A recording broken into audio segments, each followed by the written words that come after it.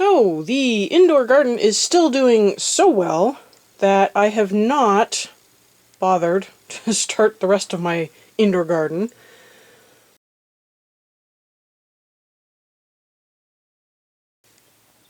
Welcome back! If you're new here, I'm Kathryn, the Aerogarden Homesteader, and I do indoor and outdoor gardening, and this is my indoor garden right now, and it is looking really well. These are the lettuces and the perpetual spinach. I have been enjoying lots of salads from these. I do get some of the leaves on the bottom here have been showing a little bit of crisping. It's really hard to tell. Some have more than others, but it's been really minor. It's all been perfectly edible. You know, just rip a corner off, give it to the chickens, it's fine. But because I have had such great success, I have not started any more. And I kind of feel bad about that, because last year, which is about when I started my channel, I started my indoor garden. And this is also part of the reason why I have not been able to start, because I have no space. These are all jars. Most of them are empty. In fact, I think that whole stack is empty. The stack over here is full, and my seeds are up here, so I just don't have room. Now this poor guy, I pulled off a lot of the bottom leaves because they were looking really crispy. Not sure why. I don't know if we're just kind of at the end of this one. It does feel there might be a lot of warmth coming from the light. Maybe I should just put the light up and see if that helps a bit, but yeah. And then the cilantro is still going. I'll show you how the cilantro upstairs is doing, but I think we will be doing another batch of cilantro, or another batch of cilantro. We'll be doing another batch of salsa. We'll take out all the ones that look good, and then I will take this apart and put the new seedlings in here because they are starting to get big enough that I think it's worth moving them downstairs. Because I'll have an unboxing coming up soon, and I will be putting one of those in the kitchen to show you what it looks like. So stay tuned for that. And stay tuned for the rest of the update. And speaking of cilantro, here are the little cilantro seedlings. They are doing quite well, so I should hopefully be able to move those downstairs to the other one in probably a couple days, because we'll probably be making salsa tomorrow and use it up. So that's this, and then I will show you the peppers and tomatoes. So looking at the size difference between these pepper plants, I actually wonder if they are two slightly different varieties. This was a mixed bell seedling pack, and so it's supposed to have different colored peppers, and I do think that this one, it just looks different from this one. This one seems like it's got darker leaves, it's a slightly more compact body shape, versus this one's taller and it's a little more open, the leaves are a little lighter in color. So I'm kind of excited. I do hope that they are two different colored peppers because that would be cool. The tomatoes are actually doing really well. They are, I don't know if you can see this, pushing out new growth at all of the little crotches of the, so down here, see there's a crotch here and it's starting to push out more growth. And then I have seen right here some more flowers forming, so it's just going insane. There's more growth in a crotch down there.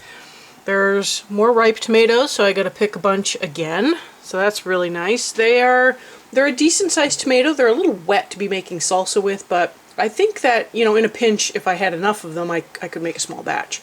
But it would kind of be wet. And then I do have, got a little one here. I got two nice big ones back there. They're a little, oh, three. Two or three. And then this one's got two, so they're bell peppers, so it's just going to be a matter of what color are the peppers ultimately going to be. And they are just sucking down water like you wouldn't believe. I'm almost filling these up daily. I mean, I don't have to add a ton of water, but boy, if I miss a day or two, they're running on empty. And then the soybeans, which I had hoped would be bush, are pole. So they are just going insane. I feel like I can't quite keep up with them. So I got a couple of them that are up above the light, but for the most part, most of them are kind of a little lower in height. So, yeah, not quite sure what to do. They still have not opened. There's no flowers yet, but I can see lots of spots where flowers are forming, and I do think that if it gets too much taller, I might have to consider just cutting the tops off. So, yeah, we'll see how it goes. I'm kind of curious. I'm really interested to see how well they grow and how well they do. So, but we'll see. But that's the soy or the edamame. So, and now on to the outdoor garden. Oh, and finally the outdoor garden. The outdoor garden's looking really good. I have my harvest bucket with me today, so I will probably come through and pick some of these tomatoes.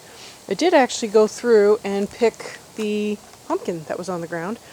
I found out these are, I don't know if I mentioned it last time, these are early pumpkins. So if you live in a short climate or you just struggle to grow pumpkins, this might be the pumpkin for you because, like, I've got a lot of pumpkins. It may not be super prolific, but it's doing a pretty decent job, and they're actually ripening up before it's getting too cold. My potatoes, I just need to deal with those. But this one's getting close. The one over here is getting close. This one I think is actually ripe enough to pick. Let me see if I can see the tendrils better on the back. So down here, yeah, so this is what I was looking for. So right here, see how this is all crispy all the way down? So this is now ready to harvest. So I have my snips out here. I will just harvest this.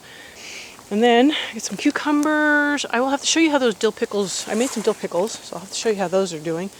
But this has not been super prolific. So I've got 3 there, I've got 1 over here.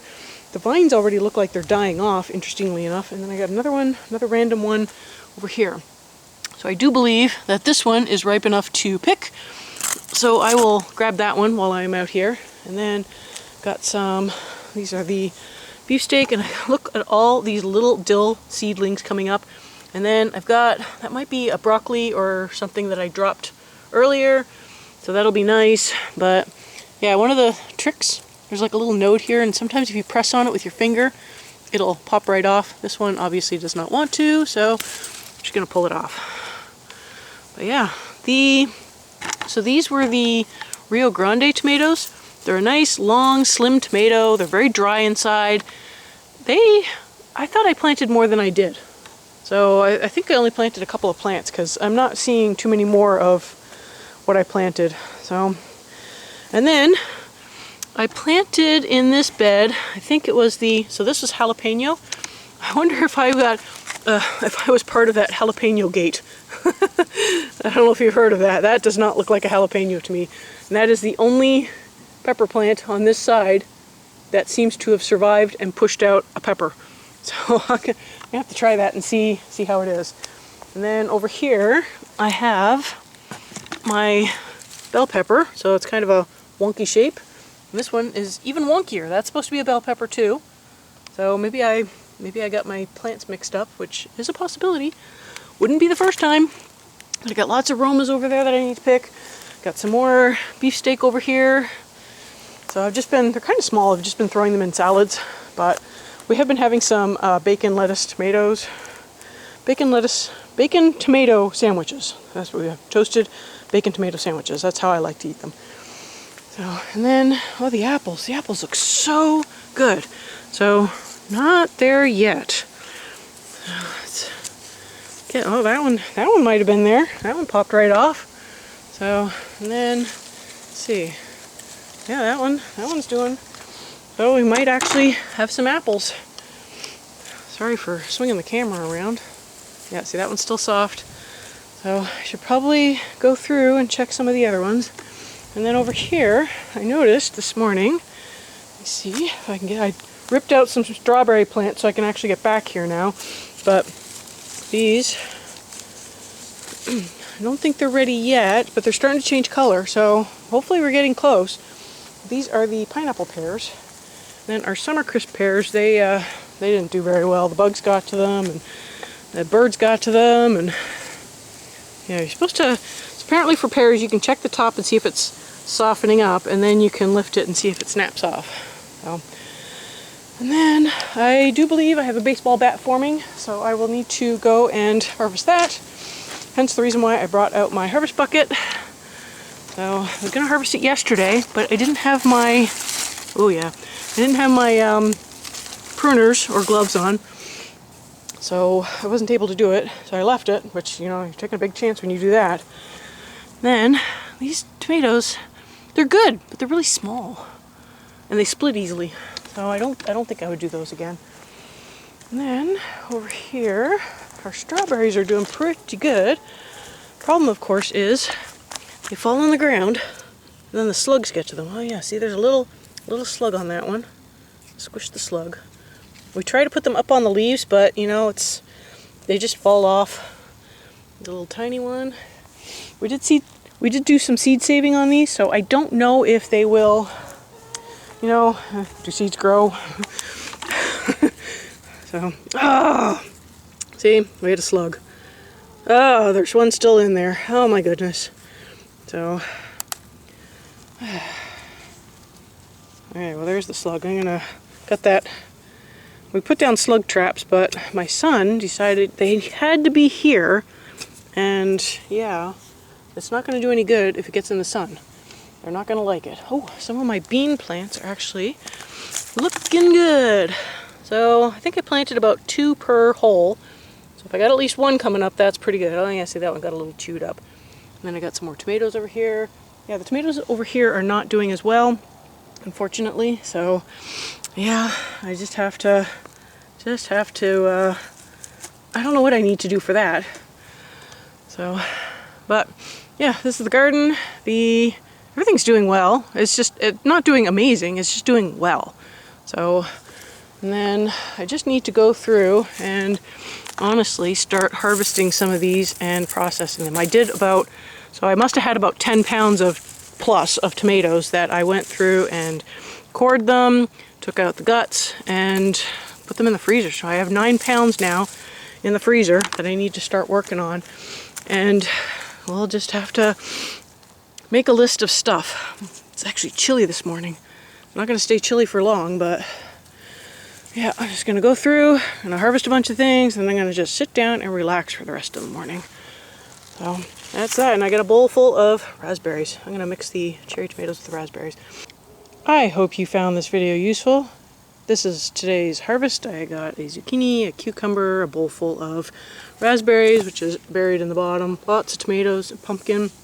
So thank you so much for joining me today. I will have some videos up at the end that you might enjoy watching, and I will see you next time on the Aerogarden Homestead.